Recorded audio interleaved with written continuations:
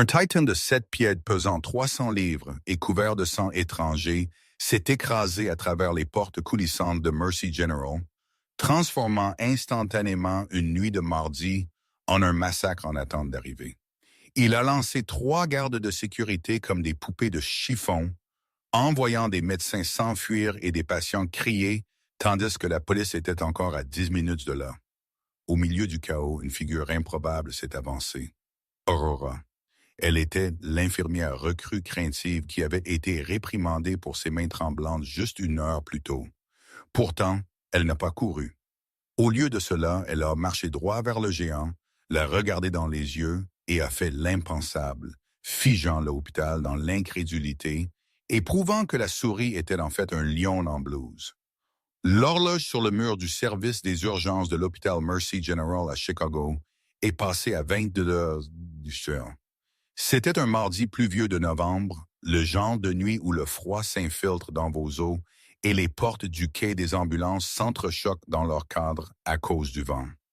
À l'intérieur du poste de triage, les lumières fluorescentes ronronnaient avec ce scintillement provoquant des maux de tête que seuls les travailleurs de nuit comprennent vraiment. Aurora, pour l'amour de Dieu, bougez plus vite. La voix aiguë de l'infirmière-chef Brenda Miller a traversé le faible murmure des urgences. Brenda avait 50 ans, cynique, et se déplaçait avec l'efficacité de quelqu'un qui avait tout vu et n'aimait rien de tout cela. Elle se tenait les mains sur les hanches, fixant du regard la dernière recrue du personnel infirmier. Aurora Jenkins a tressailli.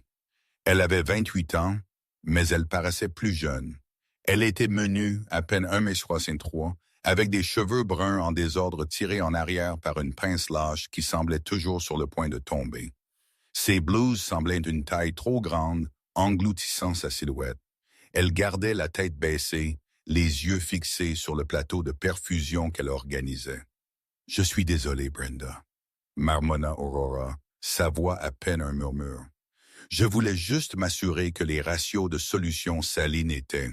Je ne vous paie pas pour vérifier des ratios que la pharmacie a déjà vérifiés, » a claqué Brenda, arrachant un dossier du comptoir. « Je vous paye pour mettre des aiguilles dans les bras et libérer des lits. Vous êtes ici depuis 3 semaines, Jenkins, et vous bougez toujours comme si vous aviez peur que le sol ne vous morde. Le Dr. Sterling demande déjà pourquoi je vous ai embauché. » Aurora hocha la tête, son visage rougissant cramoisi. Elle ne discutait pas. Elle ne discutait jamais. Depuis son arrivée à Mercy General, Aurora avait été un fantôme. Elle déjeunait seule dans sa voiture. Elle ne rejoignait jamais les autres infirmières pour des verres après les quarts.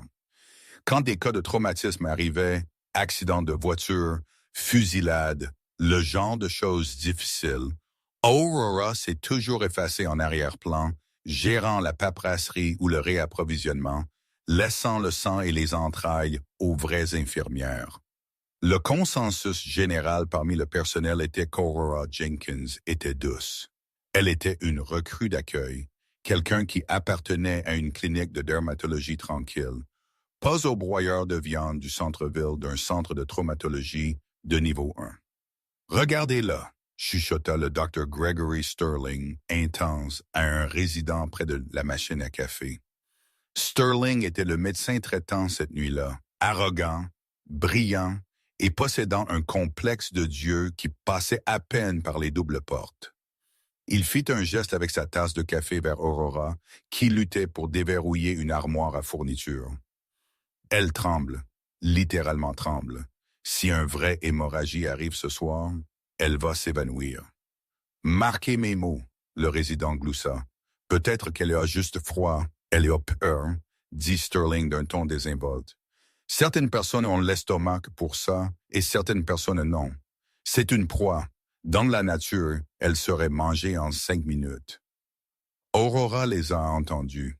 Elle avait des oreilles comme une chauve-souris, bien qu'elle fît semblant de ne pas.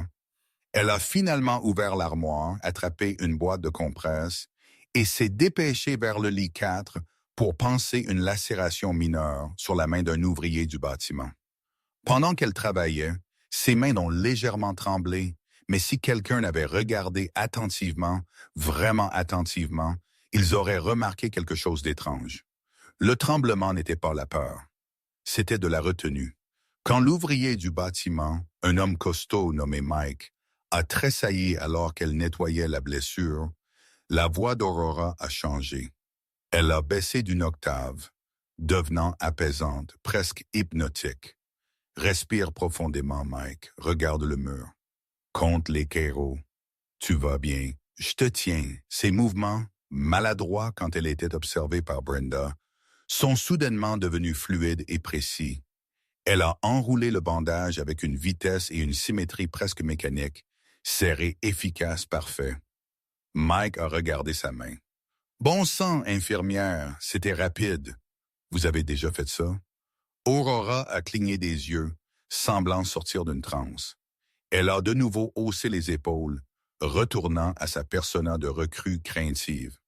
Oh, un peu à l'école d'infirmière, juste de la pratique. Elle s'est éloignée précipitamment avant qu'il ne puisse demander autre chose. De retour au poste des infirmières, la radio s'est animée en crépitant. Le sifflement statique a signalé une ambulance entrante. Base Mercy, ici unité 42. Nous arrivons. Icté 3 minutes.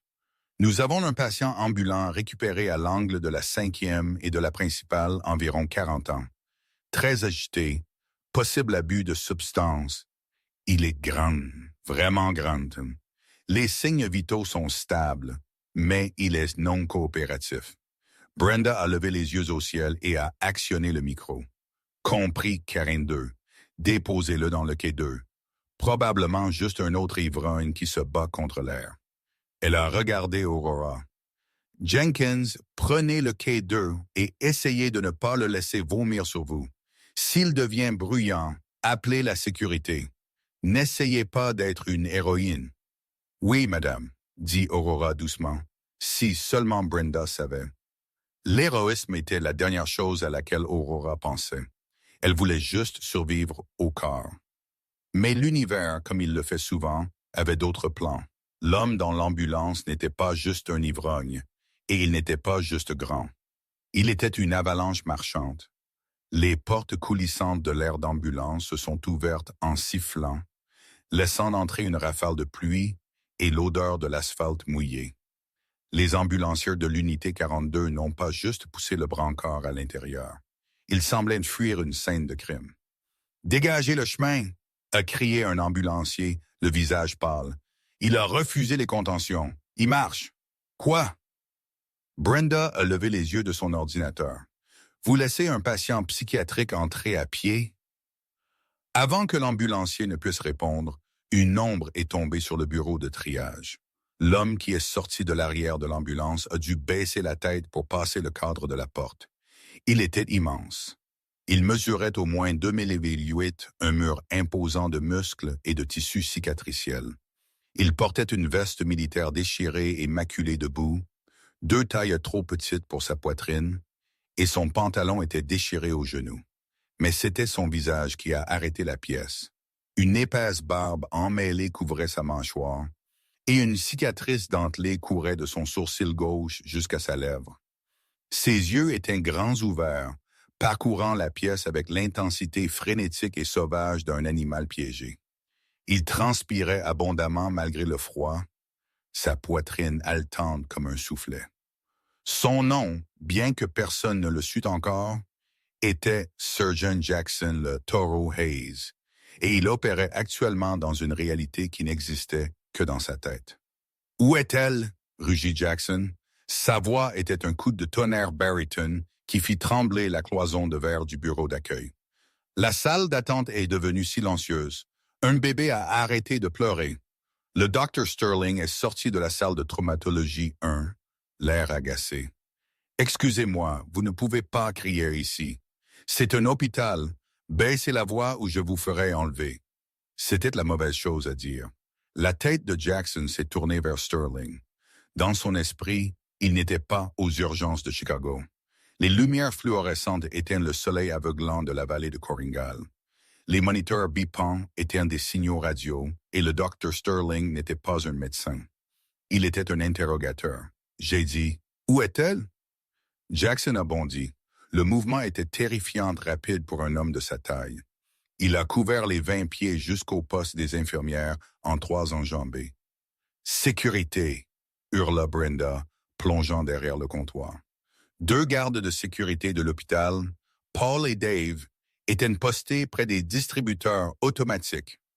Paul était un flic à la retraite, costaud et lent.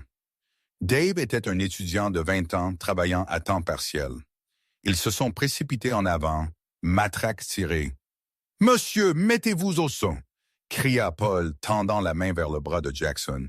C'était comme un enfant en bas âge essayant d'arrêter un train de marchandises. Jackson n'a même pas regardé Paul. Il a simplement donné un revers au garde sans rompre son pas. Le coup a frappé Paul à la poitrine, soulevant l'homme de 200 livres de ses pieds et le projetant contre un chariot d'équipement stérile. Des plateaux métalliques sont claqués bruyamment sur le sol. Dave, le plus jeune garde, a figé. Il a tenu sa matraque levée, tremblant. « Monsieur, s'il vous plaît. » Jackson a attrapé Dave par le gilet, l'a soulevé d'une seule main et l'a jeté de côté comme un sac de linge. Dave a glissé sur le sol poli et a heurté le mur avec un bruit sourd et répugnant. Le chaos a éclaté. Des infirmières ont crié et se sont dispersées. Les patients dans la salle d'attente ont grimpé sur les chaises pour atteindre la sortie. Le Dr. Sterling, réalisant que son autorité ne signifiait rien pour un géant en état de fugue, est devenu pâle et a reculé, entrant en collision avec un chariot de réanimation. « Il a une arme !» a crié quelqu'un. Jackson n'avait pas d'arme à feu, mais il avait arraché une potence métallique de perfusion de son support. Il tenait la lourde tige d'acier comme une batte de baseball, la balançant en un large arc. « À terre, tout le monde! À terre! » a-t-il hurlé, ses yeux voyant des ennemis invisibles. « En approche! Mortier! À terre! » Il a fracassé la potence de perfusion contre le bureau d'accueil, brisant le verre de sécurité. Des éclats ont plu sur les réceptionnistes qui étaient blottis en dessous, hurlant. Aurora Jenkins se tenait aussi près du lit, serrant un presse-papier contre sa poitrine.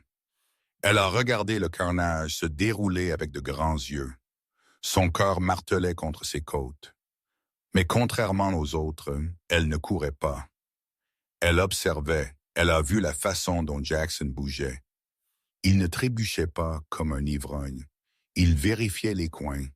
Il dégageait ses secteurs. Il protégeait son flanc.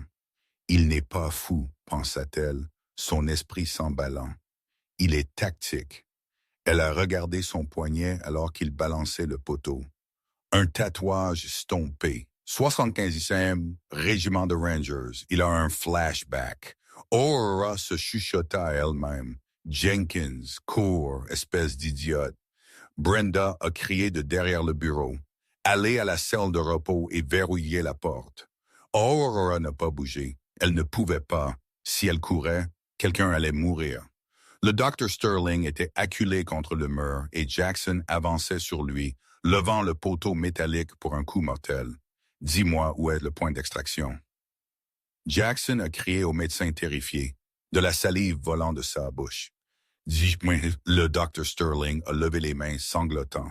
« Je ne sais pas de quoi vous parlez, s'il vous plaît. » Jackson a rugi et a tendu ses muscles pour balancer. Aurora a laissé tomber son presse-papier. Il a frappé le sol avec un claquement. Elle n'a pas fui, elle a marché en avant. La distance entre Aurora et le géant était de 30 pieds. Pour les spectateurs qui jetaient un coup d'œil derrière les rideaux et les chaises renversées, cela ressemblait à une tentative de suicide. Aurora ressemblait à une enfant à côté de lui. Une forte brise aurait pu la renverser.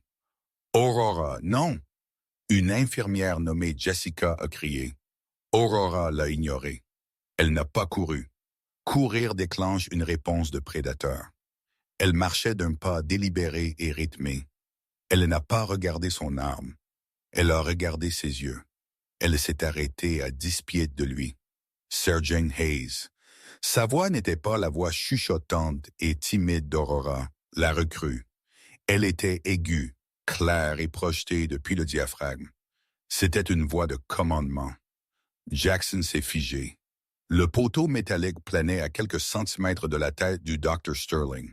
L'utilisation de son grade surgeon a transpercé le brouillard dans son cerveau pendant une fraction de seconde.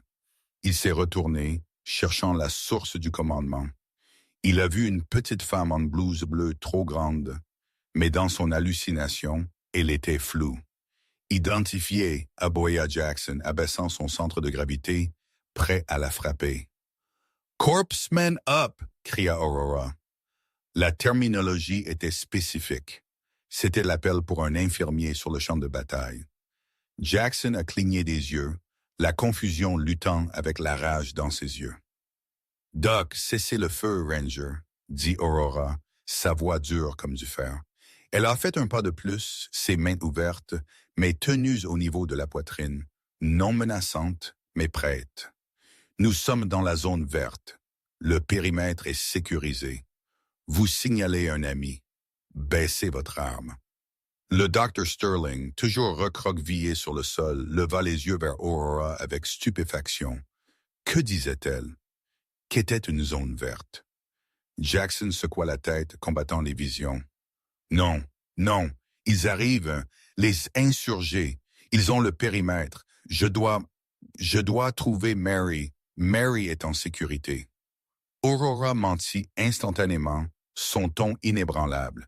Elle s'est approchée, 5 pieds maintenant. Elle était bien à portée de frappe. Un seul coup de cette perche briserait chaque os de la partie supérieure de son corps. J'ai juste radio le commandement. Mary est à la zone d'atterrissage LZ. Elle vous atteint, Surgeon, mais vous ne pouvez pas aller vers elle avec une arme. Vous connaissez le protocole. La respiration de Jackson s'est bloquée. Il a regardé la perche dans ses mains, puis de nouveau Aurora. La rage commençait à se fissurer, remplacée par une tristesse désespérée et déchirante.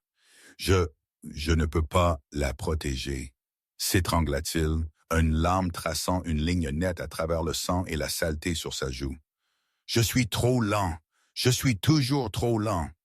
Vous n'êtes pas lent, dit Aurora doucement, changeant son ton de commandement à réconfortant. Elle a fait un autre pas. Elle était à 2 pieds. Elle a dû tendre le cou pour le regarder dans les yeux. Vous êtes l'élément principal, mais le combat est terminé, Jackson. Arme à terre. Elle a tendu une main tremblante, non pas tremblante des peurs cette fois, mais d'adrénaline, et a touché l'acier froid de la potence de perfusion. Donnez-le-moi, Sergeant Jason. Pendant un battement de cœur, la pièce suspendue dans le silence. Tout le monde a retenu son souffle. La prise de Jackson sur le poteau s'est desserrée. Il a regardé Aurora, ses yeux cherchant les siens pour tout signe de tromperie. « Est-ce que tout le monde est en sécurité? » a-t-il chuchoté. « Tout est dégagé, » dit Aurora. Jackson a laissé échapper un soupir frissonnant et a relâché le poteau. Aurora l'a pris et l'a posé doucement sur le sol. Mais alors le sort s'est rompu. Derrière eux, les portes de l'ascenseur ont sonné fort. 2 policiers ont surgi, armes au poing, criant à plein poumon. « Police! Lâchez ça!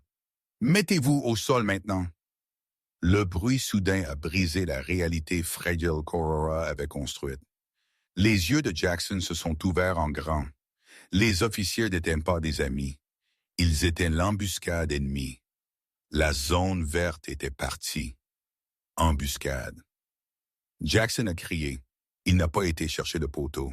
Il a été chercher Aurora. Dans son esprit, elle était maintenant une menace, une espionne qui l'avait trompé.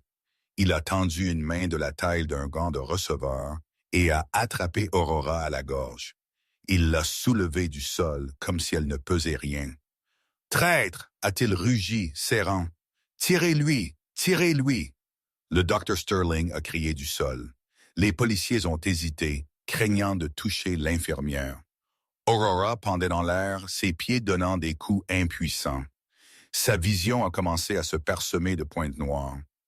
La pression sur sa trachée était immense. Il allait lui écraser le larynx en quelques secondes.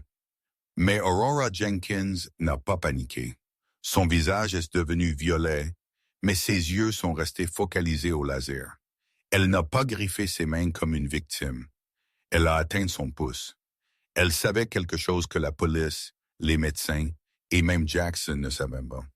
Elle savait comment démonter un corps humain. Aurora a levé ses jambes, les enroulant autour du biceps massif de Jackson pour obtenir un levier. Elle a isolé son pouce, l'a plié en arrière contre l'articulation et a simultanément enfoncé son coude dans le faisceau de nerfs de son avant-bras. C'était une manœuvre de Krav Maga exécutée avec la précision d'un maître. Jackson a rugi de douleur, sa prise se relâchant involontairement. Aurora est tombée au sol, haletant pour l'air. Mais elle n'a pas reculé. Alors que Jackson trébuchait en arrière, serrant son bras, il a balancé un coup de poing dévastateur sauvage vers sa tête. Un coup qui l'aurait décapité. Aurora a esquivé le coup de poing, pivotant sur son talon gauche. Elle s'est déplacée derrière lui, a donné un coup de pied à l'arrière de son genou pour faire fléchir sa jambe et a bloqué son bras autour de son cou. Elle ne l'étranglait pas. Elle appliquait une prise d'étranglement vasculaire. Elle l'a serré fort, pressant ses artères carotides contre les siennes, coupant le flux sanguin vers son cerveau. « Dors, Surgeon !» a-t-elle râlé à son oreille, sa voix tendue par l'effort de retenir 300 livres de muscles se débattant. « Dors juste !» Jackson a cabré comme un bronco sauvage. Il s'est écrasé en arrière contre le mur, essayant de l'écraser. Aurora a grogné, mais a tenu bon. Elle a enroulé ses jambes autour de sa taille, verrouillant ses chevilles. Les crochets étaient en place. Elle était un sac à dos de malheur attaché à un géant. Les policiers se tenaient là, armes baissées, bouche béante. Le docteur Sterling a regardé dans un silence stupéfait. 10 secondes, 20 secondes. Les secousses de Jackson ont ralenti. Ses bras sont tombés sur ses côtés. Ses jambes massives ont lâché. Aurora l'a fait descendre au sol, maintenant la prise jusqu'à ce qu'elle sente son corps devenir complètement mou. Elle a vérifié son pouls, fort et régulier, puis l'a relâché et s'est éloignée en roulant, haletant, massant sa gorge meurtrie. La pièce était silencieuse. Le seul son était le bourdonnement du distributeur automatique et la respiration haletante d'Aurora. Elle s'est assise, a ajusté sa pince à cheveux en désordre et a remis ses blouses trop grandes en place. Elle a levé les yeux pour voir 50 paires d'yeux la fixant. L'infirmière-chef Brenda s'est lentement levée de derrière le bureau. « Jenkins ?» a-t-elle chuchoté. « Quoi? Qui êtes-vous? » Aurora a baissé les yeux sur ses mains. Elle tremblait de nouveau. Elle a regardé le géant inconscient, puis les policiers. Il a besoin de 10 mg d'halopéridol et de 2 d'ativène. Aurora a râlé sa voix. Et procurez-vous un moniteur cardiaque. Il a une arythmie.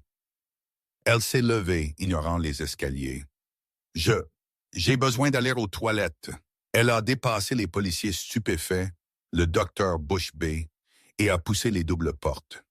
Mais l'histoire n'était pas terminée. Alors que la police avançait pour menotter le Jackson inconscient, l'un des officiers plus âgés, le capitaine Miller, s'est arrêté. Il a regardé la façon dont Jackson avait été maîtrisé. Il a regardé la précision tactique de la prise. Puis, il a regardé le dossier qui était tombé de la poche de Jackson pendant la lutte. C'était un dossier médical VA, mais ce n'était pas le dossier de Jackson qui a attiré son attention. C'était la réalisation de ce qu'il venait de voir. Ce n'était pas l'école d'infirmière, marmonna le capitaine Miller à son partenaire. C'était une technique d'immobilisation des forces spéciales. Il a regardé les portes battantes où Aurora avait disparu. Qui diable est-elle, docteur? Sterling s'est relevé, époussetant son impeccable blouse blanche. Son ego était blessé, mais sa curiosité était piquée. Il s'est dirigé vers l'ordinateur et a ouvert le dossier d'employé d'Aurora. Nom, Aurora Jenkins. Emploi précédent. Infirmière scolaire, St. Mary's Prep. Référence, Standard. C'est un mensonge, chuchota Sterling. Tout est un mensonge. Il a pris le téléphone. Il avait un ami au Pentagone. Il était 3 heures du matin à DC, mais il s'en fichait. Il avait besoin de savoir qui se cachait dans son service des urgences. Le miroir de la salle de bain était fissuré dans le coin. une toile d'araignée de verre qui déformait le reflet d'Aurora. Elle a serré l'évier en porcelaine avec des mains aux phalanges blanches, fixant la femme qui la fixait en retour. Les ecchymoses se formaient déjà sur son cou, d'horribles empreintes digitales violettes laissées par la main massive de Jackson. Elle a éclaboussé de l'eau glacée sur son visage, essayant d'éliminer l'adrénaline qui lui faisait claquer les dents. Stupide. Elle s'est réprimandée. Stupide, stupide, stupide. Tu t'es exposé. Pendant 3 ans, elle avait été invisible. Elle était Aurora Jenkins, l'infirmière médiocre de l'Ohio. Elle n'était plus l'autre personne. La personne qui savait comment démonter un Ranger de 300 livres en 6 secondes. La personne qui avait un dossier si noir qu'il n'existait pas physiquement. Elle a fouillé dans sa poche de blouse et a sorti une petite pièce d'argent abîmée. Elle l'a frottée avec son pouce, un tic nerveux.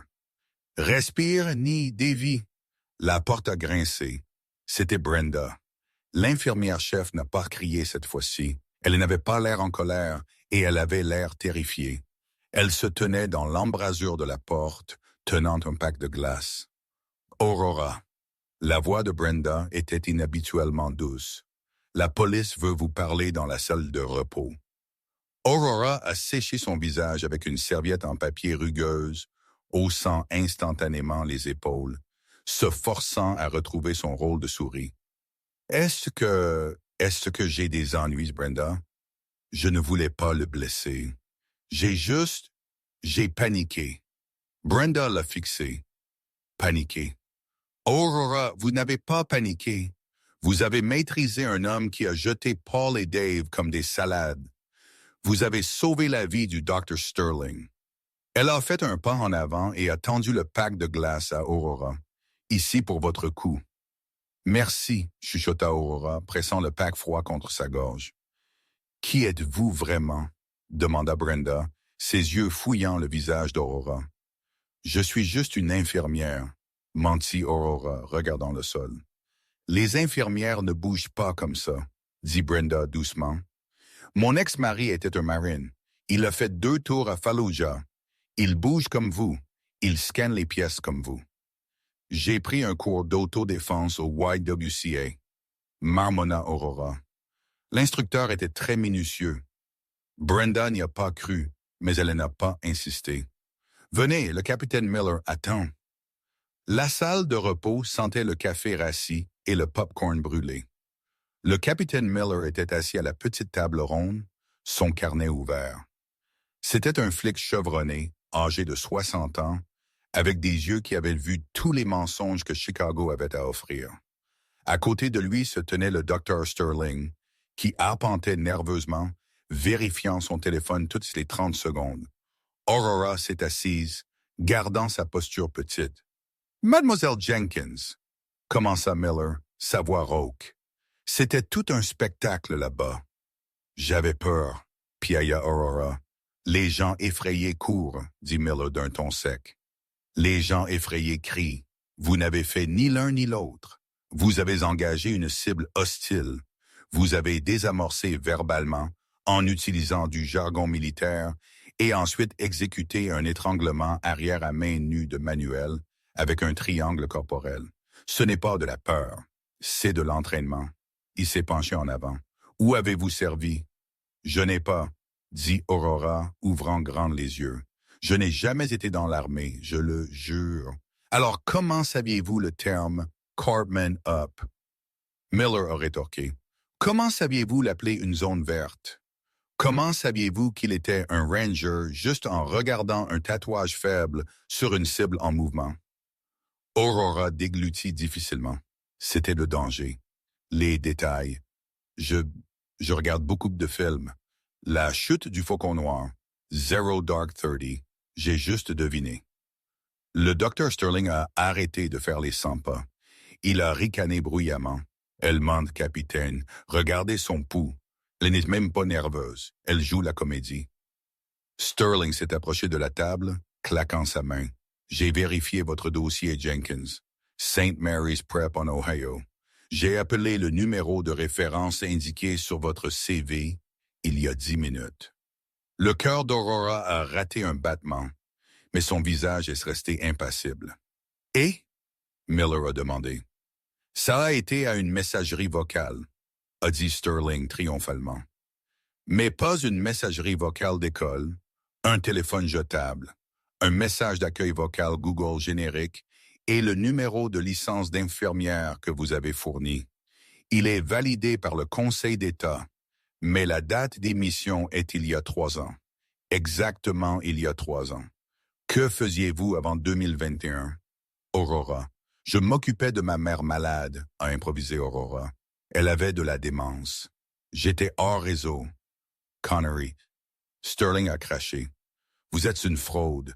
Vous êtes un fardeau pour cet hôpital. Docteur, reculez, a averti Miller. Il a regardé de nouveau Aurora. Écoutez, mademoiselle, je me fiche que vous ayez menti sur votre CV. Cet homme là-bas, Jackson Hayes, il est en contention maintenant. C'est daté. Mais nous avons passé son empreinte. Savez-vous qui il est? Aurora a secoué la tête. C'est un récipiendaire de Silver Star, dit Miller doucement. A servi 4 tours, Rangers, Delta. Il a déserté il y a 6 mois d'un service psychiatrique de l'ACV au Maryland. L'armée a un bolo. Soyez à l'affût de lui. Il le considère armé et extrêmement dangereux, et vous l'avez endormi comme un bébé. Miller a fermé son carnet. Vous avez fait une bonne chose ce soir, mais les gens ordinaires ne font pas de bonnes choses avec ce niveau de précision. Si vous avez des ennuis, si vous fuyez quelque chose, vous pouvez me le dire. Aurora a regardé dans les yeux du capitaine. Elle a vu une véritable préoccupation là. Pendant une seconde, elle a voulu lui dire. Elle a voulu dire, oui, oui. Joyce, je fuis les souvenirs du village que je n'ai pas pu sauver. Je fuis les médailles qu'ils ont essayé d'épingler sur ma poitrine alors que le sang était encore sous mes ongles. Mais elle n'a pas pu. Je suis juste une infirmière, a-t-elle répété, sa voix tremblant légèrement. Puis-je retourner auprès de mes patients maintenant? Miller a soupiré vaincu. Allez, mais ne quittez pas la ville. Aurora s'est levée et est sortie en toute hâte de la pièce. Alors que la porte se fermait, le Dr. Sterling a sorti son téléphone de nouveau. Il a composé un numéro qu'il n'avait pas utilisé depuis sa résidence à Walter Reed. Colonel Sharp, c'est Gregory Sterling. Oui. Écoutez, j'ai une situation ici. J'ai besoin que vous fassiez une vérification d'antécédents sur un fantôme. Son nom est Aurora Jenkins. Non, je pense que c'est un alias. Elle vient de maîtriser un opérateur de niveau 1 dans mon service des urgences à main nue. Oui, je suis sérieux. D'accord, je vais vous envoyer sa photo. Sterling a pris une photo d'Aurora à travers la fenêtre, en verre de la porte de la salle de repos, alors qu'elle s'éloignait. Il a appuyé sur envoyer. Je t'ai eu. Sterling a chuchoté. 2 heures se sont écoulées. L'adrénaline aux urgences s'était estompée, remplacée par la fatigue sourde du corps de nuit. Le géant Jackson Hayes était menotté au lit 4, lourdement sédaté avec 2 policiers le gardant. Aurora a essayé de s'occuper à ranger des poches de perfusion dans le placard de fourniture, restant aussi loin que possible de l'étage principal. Elle sentait les murs se refermer. Elle savait qu'elle devait partir cette nuit. Elle ferait ses bagages, monterait dans sa Honda Civic abîmée et conduirait jusqu'à ce que l'essence soit épuisée. Peut-être l'Arizona cette fois, ou le Montana. Elle était juste en train de chercher ses clés de voiture dans son casier quand le système de sonorisation a crépité. Code noir. Entrée principale, code noir. Code noir signifiait une menace à la bombe ou un événement à victimes multiples impliquant des VIP. Cela signifiait que l'hôpital était en confinement. Aurora a figé. Ils l'ont trouvée. Elle s'est précipitée au poste des infirmières, juste au moment où les portes automatiques de l'entrée principale ont été forcées de s'ouvrir. Elles n'ont pas glissé. Elles ont été poussées.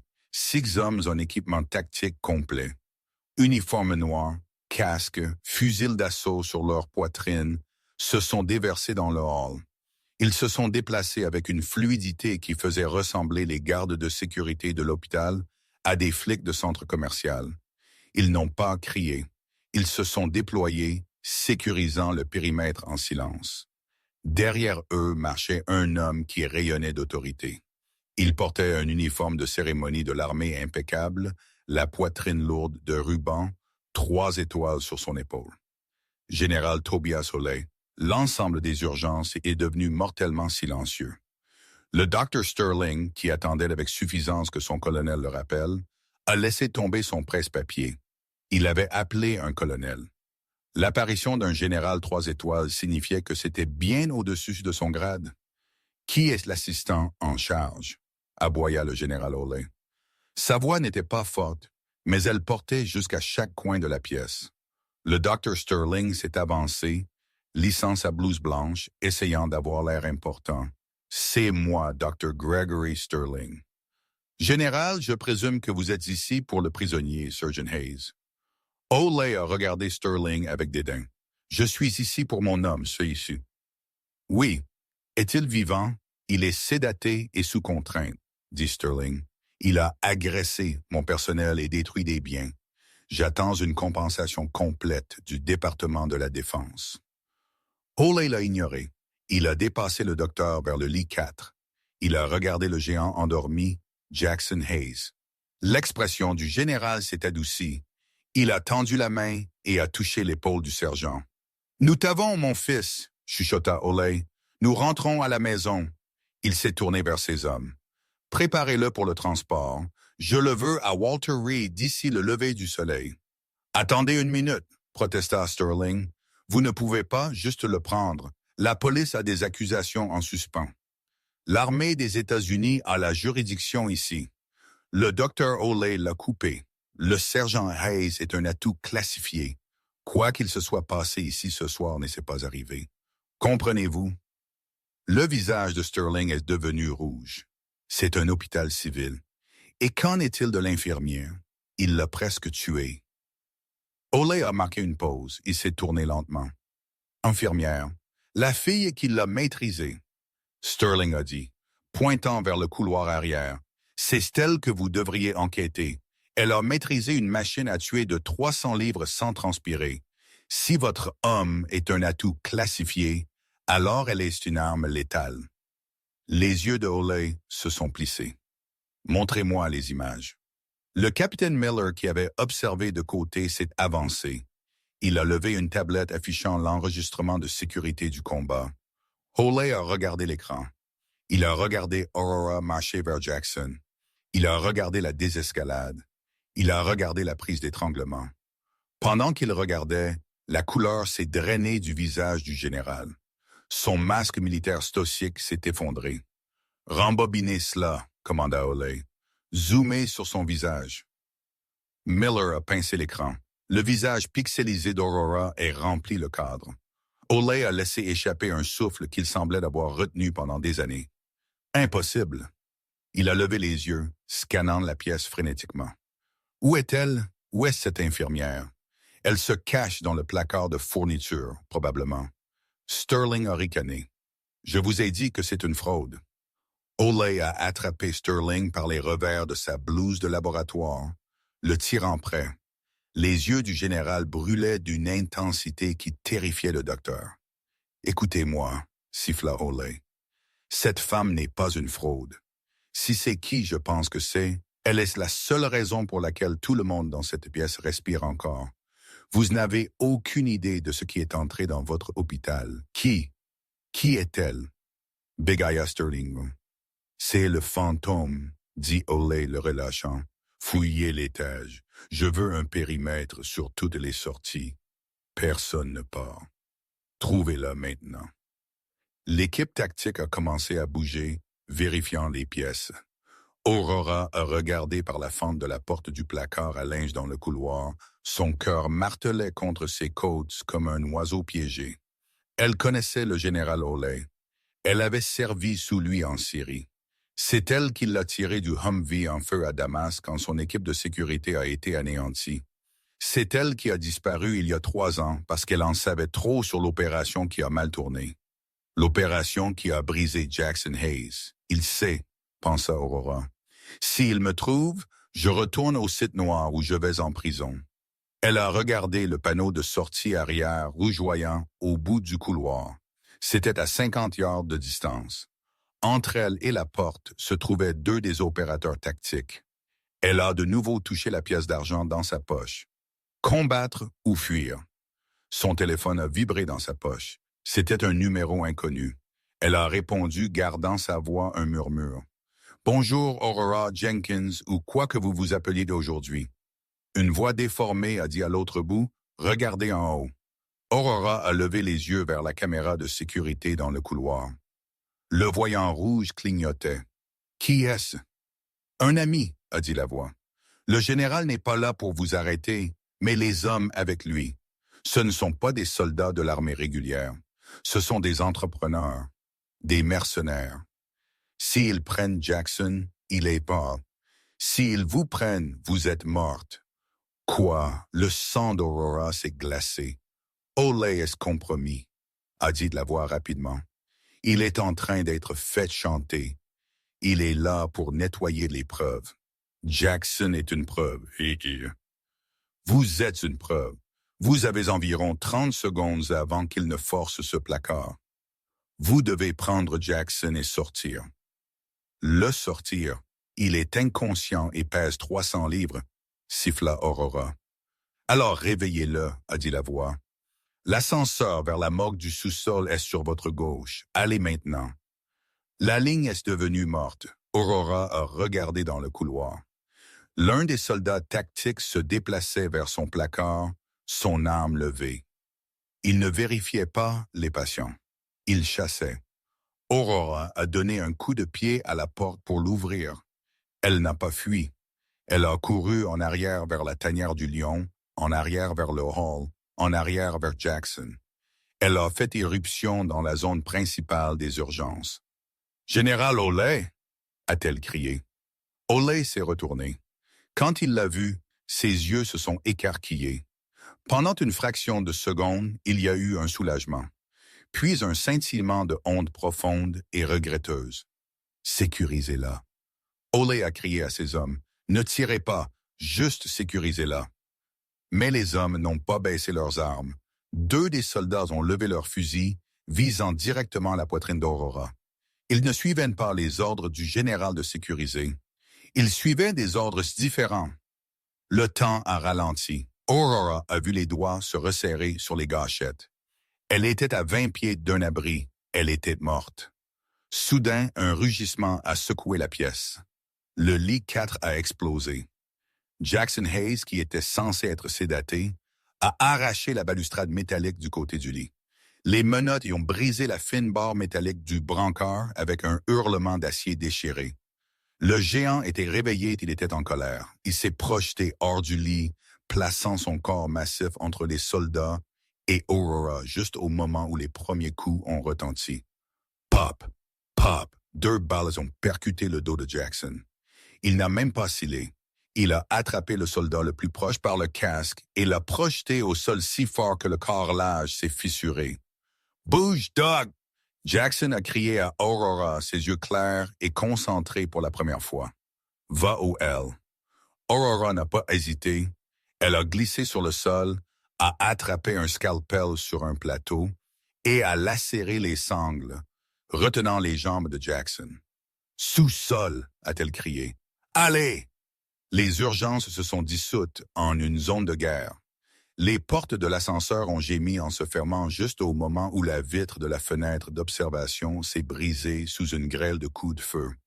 Aurora a claqué son poing contre le bouton B2. Sous-sol niveau 2, la morgue. À l'intérieur de la boîte métallique, le silence était assourdissant, rompu seulement par la respiration laborieuse de Jackson. Le géant s'est appuyé lourdement contre le mur, le sang trempant le dos de sa veste militaire déchirée. « Vérifie tes 6, grogna Jackson, sa voix épaisse de douleur, mais étonnamment lucide. « Ont-ils fait une brèche? »« Nous sommes dégagés pour le moment, » dit Aurora, ses mains déjà en mouvement. Elle a déchiré le dos de sa veste. 2 blessures d'entrée distinctes. Les balles ont touché votre trapèze et votre grande dorsale. Pas de blessures de sortie, Elles sont toujours à l'intérieur. Vous perdez du sang, Sergent. Jackson l'a regardé. Le brouillard de son SSPT s'était levé, remplacé par l'hyperconcentration du combat. Il a fixé la petite femme qu'il avait étranglée il y a tout juste 1 heure. Il a vu la cicatrice au-dessus de son oreille, habituellement cachée par ses cheveux. « Captain Jenkins », chuchota Jackson, ses yeux s'écarquillant. « Est-ce vraiment vous? Ils m'ont dit que vous étiez morte dans l'explosion à Alep. » « Ils ont menti, Jackson, » dit Aurora, appliquant une pression sur son dos, avec une compresse qu'elle avait prise d'un chariot de réanimation. « Ils nous ont effacés tout comme ils ont essayé de vous effacer. » Le général, Jackson a grimacé alors que l'ascenseur cahotait vers le bas. « Olé, il était là. Pourquoi nous chasse-t-il? Il ne nous chasse pas, » dit Aurora sombrement. « Il nettoie. Il a approuvé la mission non officielle qui a fait tuer notre escouade. Si nous sommes vivants, sa carrière et les entrepreneurs privés qu'il a engagés iront en prison. Ces hommes en haut ne sont pas de l'armée. Ce sont des mercenaires de la Flèche Noire. Ils ne prennent pas de prisonniers. » L'ascenseur a sonné. Ding! Les portes se sont ouvertes sur le sous-sol noir comme la poix. Les mercenaires avaient coupé le courant. La seule lumière venait des ampoules d'urgence rouges, projetant de longues ombres sanglantes le long du couloir en béton. « Bougez !» commanda Aurora. Ils se sont déplacés dans le labyrinthe des entrailles de l'hôpital. Ce n'étaient pas les urgences stériles. C'était là où les morts étaient gardés, où le linge était lavé et où les fours brûlaient. C'était un labyrinthe de tuyaux, de vapeur et d'obscurité. « Ils ont la vision nocturne, » chuchota Aurora. « Nous sommes aveugles. Nous devons égaliser les chances. Je peux tenir le couloir. » Jackson grogna, essayant de se tenir droit malgré la perte de sang. « Je vous achèterai du temps pour sortir. »« Négatif, Surgeon. Nous partons ensemble ou pas du tout. » Aurora siffla. Elle a scanné la pièce. Ils étaient dans la zone de stockage de produits chimiques à côté de la morgue. Ses yeux se sont posés sur une rangée de fournitures de nettoyage industriel. Ammoniac, eau de Javel, et sur le mur, un dévidoir de lance à incendie. « Jackson, » dit Aurora, sa voix devenant froide, « pouvez-vous arracher ce tuyau du mur? » Elle a montré un tuyau de vapeur courant le long du plafond. Il était isolé, mais chaud. « Facile, » dit Jackson. « Quand je donne le signal, cassez le tuyau, remplissez le couloir de vapeur. » Leurs lunettes de vision nocturne se basent sur les signatures thermiques et l'amplification de la lumière. La vapeur aveugle le thermique. Ça rendra leurs optiques inutiles. Des pas ont résonné depuis la cage d'escalier à l'extrémité du couloir. L'équipe tactique avait contourné l'ascenseur. Ils se déplaçaient vite, des bottes résonnant à l'unisson. « Contact devant !» chuchota Jackson. 4 viseurs laser ont transpercé l'obscurité rouge, balayant le couloir. « Cible acquise !» Une voix a crépité à la radio. « Bout du couloir, tirez maintenant !» Aurora a crié. Jackson a rugi, sautant et attrapant le tuyau de vapeur à 2 mains. Avec une poussée qui a tendu chaque fibre de son cadre massif, il a arraché le tuyau d'acier vers le bas. Crac! Un jet de vapeur blanche brûlante a explosé dans le couloir avec la force d'un moteur à réaction. Le bruit était assourdissant. En quelques secondes, le couloir était un blanc total. Je ne peux pas voir. Le thermique est blanc. Je suis aveugle. Un des mercenaires a crié. « Avancez !» Aurora a crié à Jackson. « Ramper bas, allez !» Ils sont tombés sur le sol mouillé, rampant sous le nuage de vapeur montant. Les mercenaires tiraient à l'aveuglette maintenant, des balles étincelant sur les murs de béton au-dessus de la tête d'Aurora. Aurora n'a pas reculé. Elle a avancé. Elle était un fantôme dans la brume.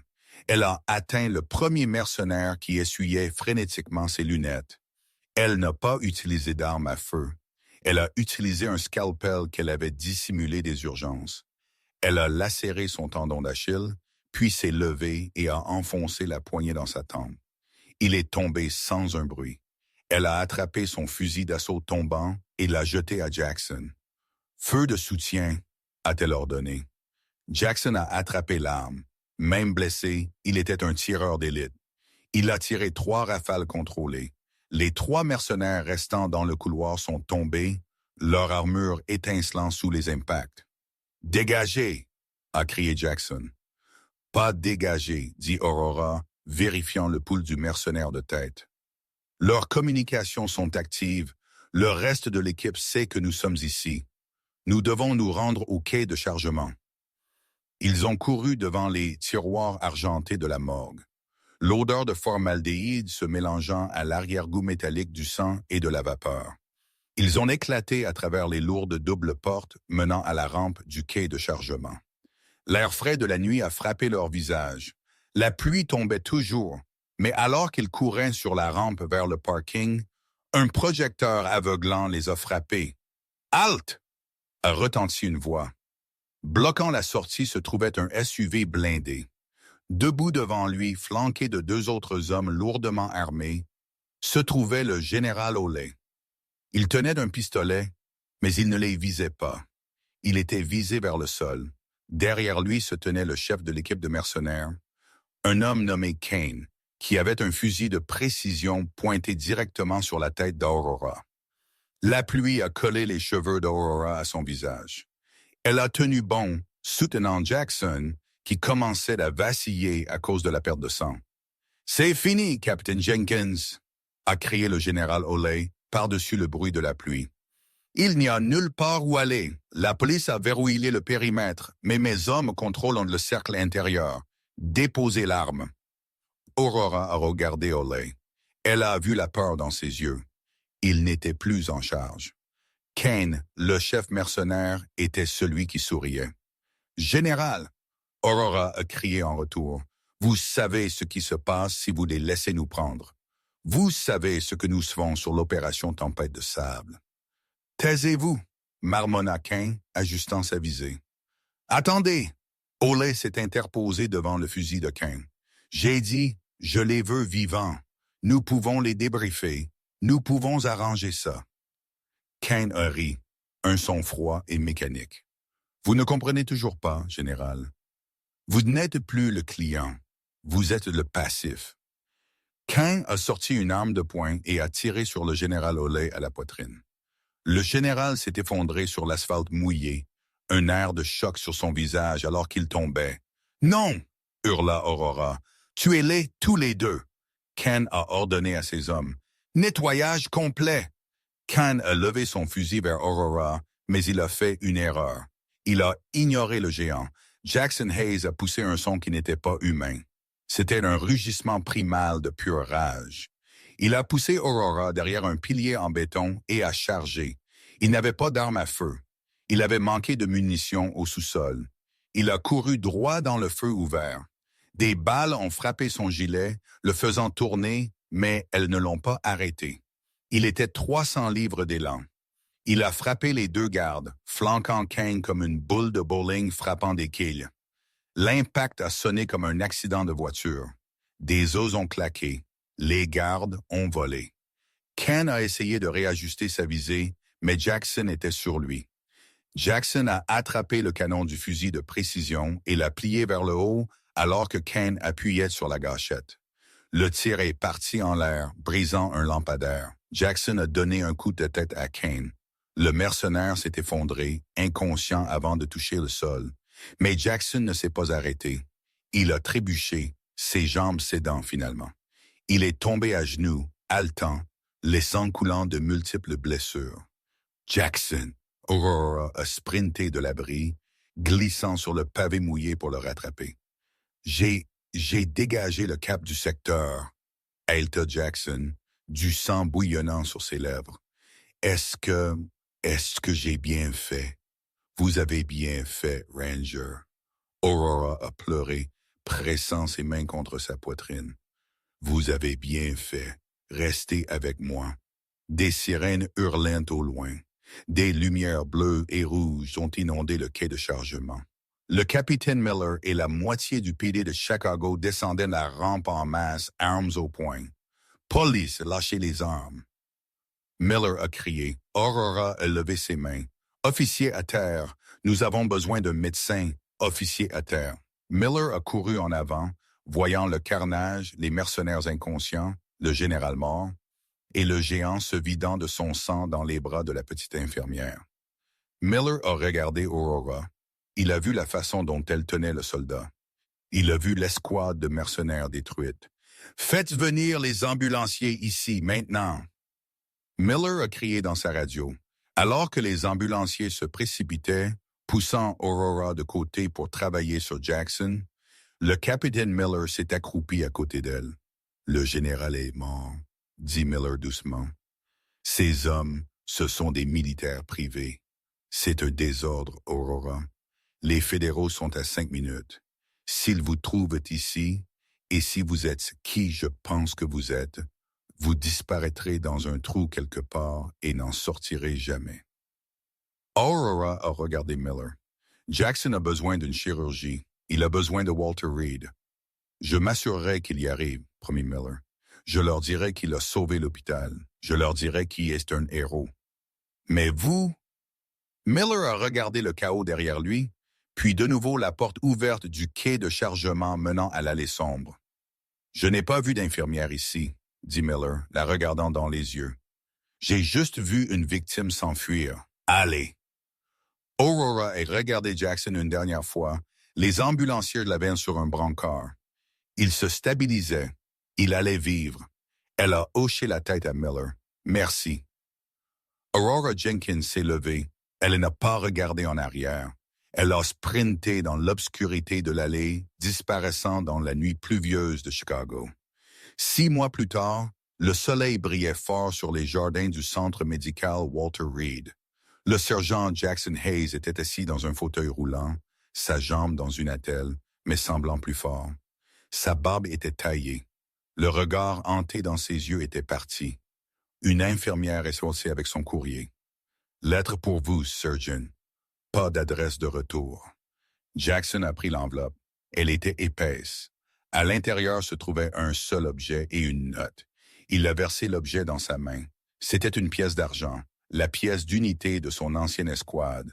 La note était écrite à la main sur du papier à en-tête d'hôpital. « Entendu que vous marchez de nouveau? Ne vous précipitez pas. Le monde a encore besoin de géants. Fantôme. » Jackson a souri, serrant la pièce fort. Il a levé les yeux vers le ciel. « Compris, capitaine, » a-t-il chuchoté. « Terminé. » La plupart des gens passaient devant Aurora Jenkins et voyaient une souris. Ils voyaient une paire de mains tremblantes et un sourire timide. Ils n'ont jamais vu le loup se cachant dans les vêtements de mouton jusqu'à ce que le loup ait dû mordre. Jackson Hayes n'était pas un monstre. Il était un bouclier brisé qui avait juste besoin de quelqu'un d'assez fort pour le soutenir. Cette nuit-là à Mercy General, le monde a appris une leçon précieuse. La vraie force n'est pas de savoir à quel point vous pouvez rugir fort. C'est à propos de ce que vous êtes prêt à faire quand les lumières s'éteignent. Aurora Jenkins est toujours là. Peut-être qu'elle est votre serveuse. Peut-être qu'elle est l'enseignante à l'école de votre enfant. Ou peut-être, juste peut-être, elle est l'infirmière qui prend votre pouls en ce moment. Alors soyez gentil avec les silencieux. Vous ne savez jamais lequel est un lion endormi. Si cette histoire vous a tenu en haleine, faites-moi une faveur. Appuyez sur ce bouton. J'aime tout de suite. Cela nous aide à trouver plus d'histoires incroyables comme celle-ci. Pensez-vous qu'Aurora a eu raison de fuir ou aurait-elle dû rester pour réclamer la gloire? Faites-le moi savoir dans les commentaires ci-dessous. Je lis chacun d'eux. Et si vous ne faites pas encore partie de la famille, écrasez ce bouton d'abonnement et sonnez la cloche pour ne jamais manquer une mise en ligne. Nous avons une nouvelle histoire la semaine prochaine à propos d'un pompier qui est entré dans un bâtiment en feu et a trouvé quelque chose qui n'était pas censé exister. Vous ne voulez pas la manquer. Merci d'avoir regardé et restez en sécurité dehors.